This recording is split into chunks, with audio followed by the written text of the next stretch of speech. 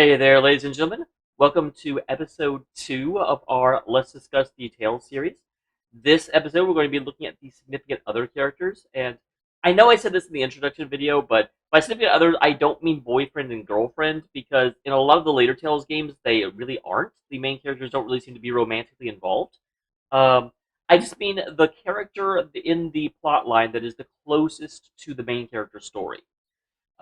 Easiest way to tell like who this is just imagine the game without a specific character, and whichever one the game would have to change significantly if you remove them. It tends to be the significant other. If you have a situation where multiple characters are like that, just the one that would cause the biggest shift. Berseria, for example, removing Eisen would make things hard because then all of a sudden we wouldn't have the ship. But obviously, Laphicet is a lot closer to Velvet's story than Eisen is. So, looking at things and having like really analyzed their various arcs and everything, my 10th favorite significant other character, Rose Stabbyface. Okay, obviously her last name is not actually Stabbyface, but seriously though, why doesn't she have one? That is a completely and very serious. It makes sense that Saray does not have a last name because um, he was raised by the Seraphs, and they don't have last names. Like the Seraphs never just have a single name, so they never gave Saray a last name. Because why would they? Also, his last name would be a bit of a spoiler. Looking at everything, so but Rose, there's no real reason for her not to have one. But that's the side. Obviously, that is not the reason that she's the lack of last name is not the reason she's in 10th. Um, excuse me, guys. Rose frustrates me. Completely and blatantly obvious. Rose really frustrates me. First of all, she has no character arc, and you guys know me well enough to know that not really having a character arc is like the death knell for making one of these lists. You've got to have some sort of interesting development in your story in order to get very high in my esteem. You know, she starts off as a plucky assassin that sociable would prefer not to kill, and more or less, that's kind of where she ends as well. Uh, the like closest she really gets to evolving and changing is in Alicia's DLC. She's like super mean to Alicia, which I kind of give her a pass on because that's right after Soray's death, and so she and Alicia weren't that close. So yeah, her just being like, just don't talk to me, right? Oh my god, yeah, I get it. And for those of you that are like, wait, well, why'd you give Jude such a hard time for like being super mean after someone close to him died? And the reason is because I didn't actually care that Jude was super mean. I cared that he was abusive, um, and like actually throwing things across the room and like basically it's an aggressive act and a violent act, and that's what words, sticks and stones. I wouldn't have really cared about that aspect of it. I'm not going to talk too much about it, but I just wanted to address that before people give me a hard time.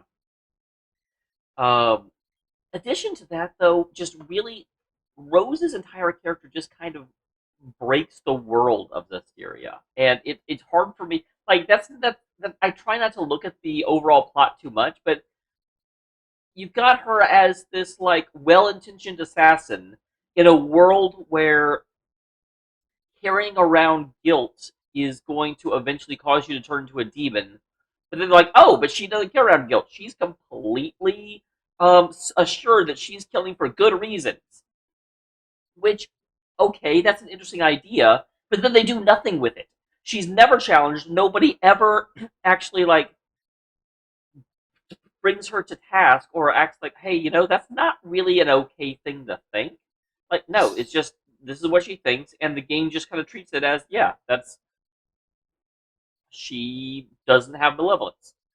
The other weird thing is that she even says that half the time the reason that she kills is so Saray won't have to because she knows that Saray would gain malevolence. So it's just like she knows it's wrong to a certain level, but it just doesn't. There's just a lot with Rose that is just I can't. What? um, I just it really feels like her character was just smashed into Zestiria and then Zestiria had to be reformed in order to accommodate it. Rose just leaves a very bad taste in my mouth, and I feel bad because a lot of that has to do with things that aren't really related to her character. But I can't look at Rose too closely without all that stuff coming up. Number 9, Mint Adenade or Adenade. I'm not sure how to say her last name. Um, I will say, actually, Mint is my favorite name of anyone on this list. I think Mint is just a freaking cool name. It's amazing. Unfortunately, it falls into what I'm going to call the Fantasia trap of it's the first game they ever made, and so Mint doesn't really have a story arc. You know, she starts the game, you find her in prison. Her her dead mother gives you a key to her cell, which still doesn't make a lot of sense, and nothing really ever comes of that, other than eventually you have to say, "Oh yeah, your mom was dead. I didn't want to tell you at the time." But other than that, she just sort of follows Kless out of the prison and stays with him the rest of the game. Um, like beyond that, all of her narrative importance is the fact that she is the summoner of the game, and so you start going around in order to let her make pacts with all the various summon spirits. Um, and at one point, she's a virgin, which lets her talk to Unicorn, which is cool. But yeah, there's nothing that really happens with Mint, and I feel bad holding that against it's any other time I'd be like, well, you know what, you can't really hold Fantasia to the same level as you hold as all the other games, because yeah, of course they're not going to be as proficient at doing things as they are in the other games. But if I'm looking at characters and saying which my favorite are, you do kind of end up having to look at them on the same playing field. I can't just be like, well, yeah, Mint doesn't do anything, but I don't care. I forgive that. So she doesn't fundamentally break the game she's in, so she ends up being better than Rose, but still not a very good character. Memorable. I will say she's a very memorable character, and I love her pluckiness and her contribution to the very skit she's in. But in terms of the actual character, yeah, there's not enough there. Number 8, Tier Grant. Okay. Oh my god. So, and not the bad. Oh my god, the good. Oh my god. If I were to have made this list last week without doing any research, or if you just asked me, hey, go ahead and plot where you think people are going to end up being, Tier would have been number 4. Um, and I realize a lot of that is just that I really really like Abyss, and I really like Tier. And so I was like, oh yeah, Tier is a character that I appreciated in one of my favorite games. So of course she's going to end up near the top of the list. But then when I actually went and looked at her and reviewed the storyline, two things happened. One is that um,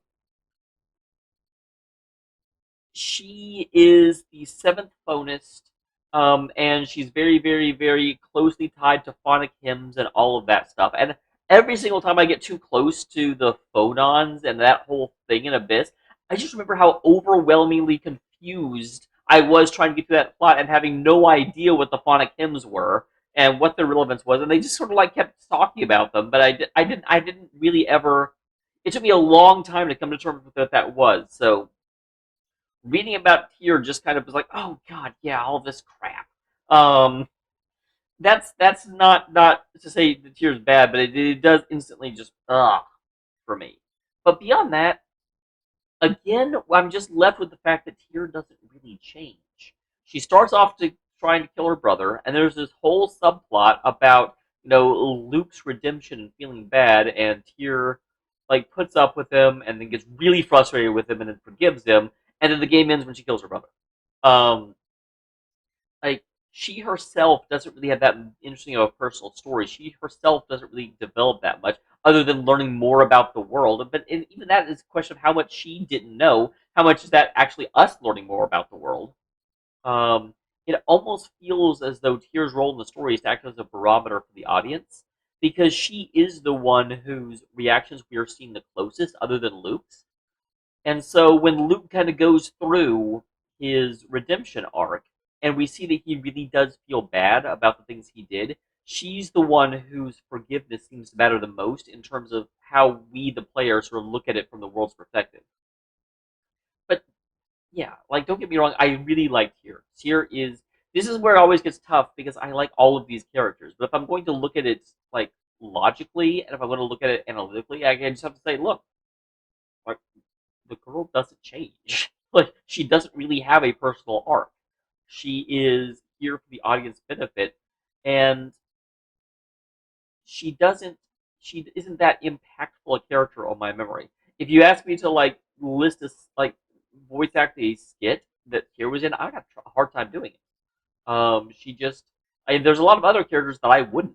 A lot of other characters that are much more memorable. So there you go. Number 7, Sophie.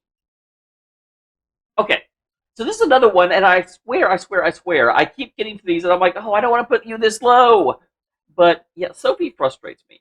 Her story is super well told and believable. She's got amnesia, and so she has to discover who she actually is, and the amnesia causes her to have to kind of like get to know the world, and she like discovers more and more about the way things work in front of us. It's adorable. It's wonderful. I love it. The problem is that the story was super transparent. If you guys remember when I played Tales of Graces, the first time we ran into Sophie, before she even joins the party, I was seeing her jump around, and I kind of made a joke. I was like, "Oh, she's a robot ninja from Mars," and of course, her actual story turns out she's a robot assassin from the moon. And it's just like, oh my god. So the fact that I sort of keyed in, even accidentally, to her entire storyline within seconds of seeing her character, but yet it still was teased out of us throughout the course of the game, did kind of make the storyline a little bit less interesting. Um, Another problem is that despite how good a job they do with her characterization, she's still a character. I mean, she is constructed and built for a certain purpose. She is very, very much not a human. And so her character development, her character arc ends up feeling non-human. And that's not bad. They do a very, very good job. But because of that, in terms of trying to identify with the character, in terms of trying to have a deeper connection, you just can't get as close to Sophie mentally as you can with a lot of the other characters. So that's not me saying there's anything wrong with Sophie. They do a very, very good job with Sophie. But in terms of me trying to figure out where the characters rank, it does a character that has a much more immersively understandable struggle that I can mentally grapple with is going to rank higher than a character who I can't really put my mental hands on in terms of her struggle, not like literally mentally touching her because she's like 13 too. Speaking of underage characters, number 6, Elle Mel Marta. Oh my god, Elle is just so precious, you guys. I mean, come on. The girl has an entire mini game about finding all the cats and putting them in one place so she can just pet them all at the same time. How can I not adore her? Unfortunately, that doesn't actually take away from the fact that she's a walking plot point. She shows up in order to get Luger to move into his quest, and while she's endearing and she's precocious, she really, really, really doesn't have super, super much of an arc. She does have an arc. I'm not saying she doesn't have one, but her arc is a lot less drawn out than a lot of the other characters on this list. Um, like there is an entire like subplot with her over when she comes to find out she is not the prime Elle. She is an Elle from another dimension, and therefore she's like a fake Elle. Her words. Then she's like, "Oh, no one actually likes me because I'm not the real Elle." And she didn't think it. She gets super, super depressed, and you kind of have to talk with her and bring her back her confidence. And it's very, very, very heart wrenching. It really you can definitely feel the sensation of being sort of the neglected child whose parents don't really care about it. And yeah, that was extremely well done. So yeah, she does have a character arc, except the problem is she has a character circle. Because at the end of the game, she is more or less back to the same Elle that started. So it's not really that she developed; she just had struggles that had to resolve them. But still, I'm not going to sit here and be like, "No, you must change." And Elle was extremely well handled. So at the end of the day, I end up like looking at her, and she's adorable, and I love her, and she's amazing, and I would kill to protect her. And I actually did kill to protect her. Now I come to think of it. But yeah, I really like Elle. There's just there are other characters that have more satisfying storylines than Elle does. But again, I know I keep saying this, but yeah, this is just because you're in the lower half does not mean you're a bad person, Elle. Don't sit there and be like you don't really care, but yes I do. Number 5, Colette Brunel. So I remember how frustrated I was in the protagonist list that realistically Lloyd just seemed like Clef reborn. Very thankful to report that is not what happened with the others. Colette has a much better storyline than Mint did. She's the chosen Silverant, and as such, she's charged with reversing the mana flow and causing power to drain from the other world back into her own. And once she comes to understand the actual import of the things that she's going to be required to do, she bucks the trend and she has to go through this trauma of there's this great bit where after the mana cannon explodes, everyone's just like, dude, you're the chosen. You're supposed to be saving the world. What the hell? What are you doing? You're just like wandering around and sightseeing. And she you can really sense how the disappointment of people really piles up on her, and she just has to deal with the because she can't really explain a lot of this stuff, and even if she can, people don't really believe her. It's like, oh, there's another world, nah. So it's very kind of heart wrenching to see her just continue to take on this responsibility on top of herself. The thing about it is that Lloyd doesn't really seem to let the things that are happening in the world get to him, and Colette does. So watching Colette's struggles is so well done, and so just you really feel the progression of the impossibility of what she's really fighting against. Um, Additionally, the game does an amazing, if frustrating job of having her just outright refuse to burden her friends with her problems. You know, you have that bit where the Crucius crystal or the Crucius crystal becomes contaminated, and she like almost loses her mind, and she starts turning into like I don't remember if it's crystal or stone, but like she starts changing and she starts losing her humanity. And as the player, I remember I got so frustrated. I'm like, why won't you tell people what's going on? But it does just really feed into her characterization, and I feel so impressed and kind of a miss for her. I'm very um, it's odd.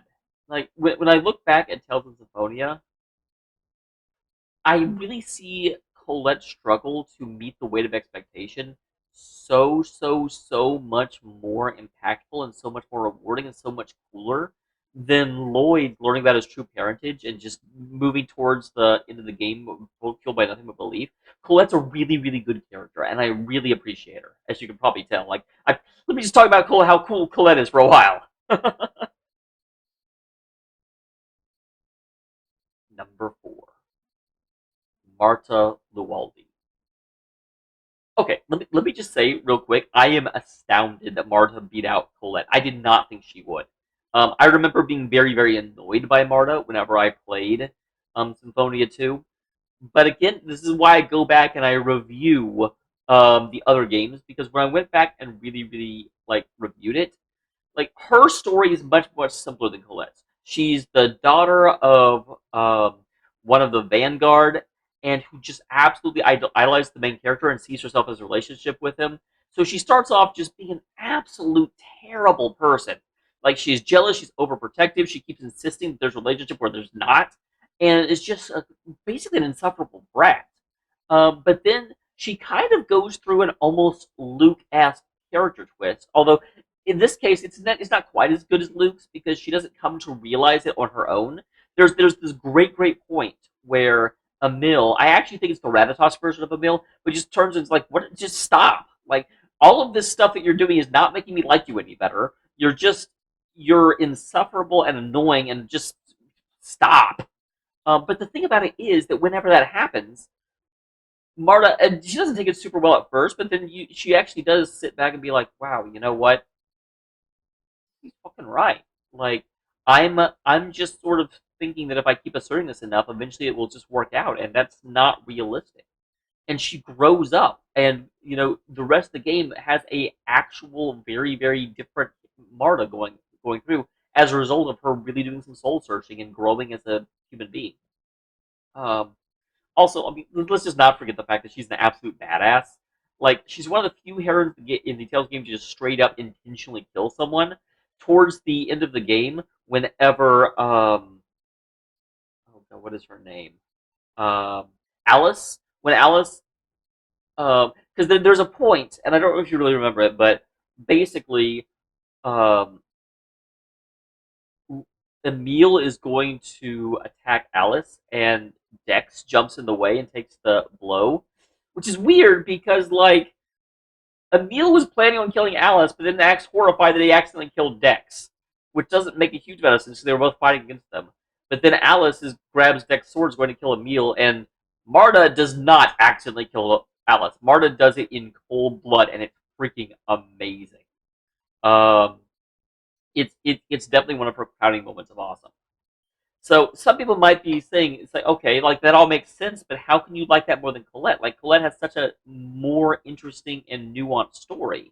Like Marta is just basically a girl growing up and becoming a little bit more mature. And you know what? You're right. But here's the difference: is that I I think Marta is just in general more enjoyable. Colette has a really really interesting story arc, but she's just insufferably a good person. While Marta does have a lot of like fatal flaws going on, and just is a more dynamic character that I just enjoy more. And also, again, we kind of get back to the Sophie point of how well can I like how close can I get to this mentally? And a lot of Colette's stuff is cool to see and cool to think about, but is not something I can necessarily empathize with because it's so far removed from what I have to go with. But Marta is very, very, very locked in to my own experience. Number three, Laphicet. Okay, so in terms of character growth, holy shit on a custard pie. Jeebus. Laphicet starts out the game as number two, a Malik with no real um, free will or even personality. Like, he just follows direct orders. Um, and eventually grows to the point where he is able to be such a bastion of hope that he pulls Velvet out of an all-consuming despair that had been kind of fostered in her for the entire game, so that oh, I can't believe I've just blanked on his name. Inominat can drain it out of her, and beyond even that, he becomes basically the god of the world by the end. Like, Jeebus. If you want to talk about character growth, that is the biggest change in the entire Tales series. Wow. Um, so also, just again getting back to the Marta crowning moment of awesome, let's not forget he freaking punches God in the face. Like whenever he and the Nomenar are fighting, he just like smacks Nomenar across the face. It was great. Nomenar's like, wait, what? Ow! Is that a thing? But that said, like I just talked about with Marta versus Colette, just having a big character arc and having a lot of change doesn't actually mean all that much. It wouldn't really be enough to push him past Marta by itself. What really, really, really makes him super, super, super good is how well that change is handled. Um, you know, the whole he starts off as Laphicet and then Laffy and then Fee because he stands up for himself. He's like, Velvet, like, stop treating me like a surrogate stand-in for your dead brother. That's not who I am. And it's just there. He has a lot of spunk and a lot of personality, and you can really, really see him trying to become his own man. See him like growing up. He's the youngest Tails. Okay, I don't know about the others. He's the youngest playable Tails character because I think that Elle is probably younger than Laphicet, but obviously isn't playable, so it doesn't really matter. But you definitely see him become his own person as you move through the game. Um, and also I have to hats off to the game designers. I was completely fooled because I really, really thought that he was actually Laphicet. Laphicet come back as a Malikim, and beautiful job just having him actually be Velvet's nephew's reborn instead of Velvet's brother reborn. Great job. Really, really appreciated it. Number two, Estelle Heurassein. Heurassein? I probably should stop putting last names on here because I never know how to pronounce them. But oh my gosh. So apparently I just suck at remembering the stories of significant others. Because this is another one. Remember how I said Tyr, if I had made the mental list last time, Tyr would have been a lot further down. Well, Estelle, exact opposite. I would put Estelle at like number 8. Estelle, I do not remember appreciating. But when I went back and reviewed her information, all of a sudden, all of this stuff just came flowing back to me, and all of this stuff I was just like what I actually remembered is that she's a prisoner of the heart of girl that wants cold gold that wants to help everyone, but she gets caught up in things and eventually she decides that it's too much for her and she wants to die. Like that's kind of what I remember about Estelle, but then I go back and I actually remember the full story of Estelle and oh my god, it's so good. Um so you end up, yes, she's the princess with heart of gold, yes, she wants to help everyone. But what she does not realize is that as the child of the full moon, the magic power that she uses, which is not done by use of a Blastia core, is actually draining out the power from the world and actually killing off the Intellekea. Um, and it hammers home so well in whenever they run into Bellius, and she keeps trying to heal Bellius, but every time she tries to heal, it just drives him more and more and more, or drives her actually. Bellius is a girl, drives her more and more and more enraged. It's and just seeing the just heartbreak on Estelle's face that all she wants to do is help, and then she realizes that literally everything she does is making the world as a whole spiral into oblivion faster and faster and faster. Um, I don't. I basically cannot get behind character arcs of where people become suicidal because they don't see another way because that always seems like the coward's way out. But I do have to actually say that this one, like every day she lived, every breath she took was potentially dooming the world. So I can obviously I'm not sad that she didn't actually kill herself. That would be horrible. But I definitely understand her thought process here, and it's very, very, very well handled. Also, just bonus points because there is a lot of humor in her character that I'd frankly forgotten about. The skits with her trying to befriend Rapide and Rapide just absolutely not wanting anything to do with her are great, and actually kind of like hints into the fact that the natural world does not get along with Estelle. I do legitimately hate her outfit though. I despise her outfit.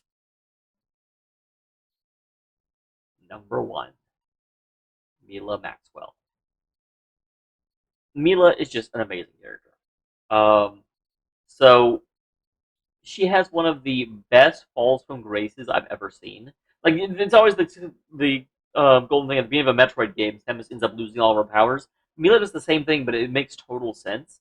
And so you end up with a character that barely even knows how to walk by herself. She'd been so dependent on the four great spirits to just do everything for her.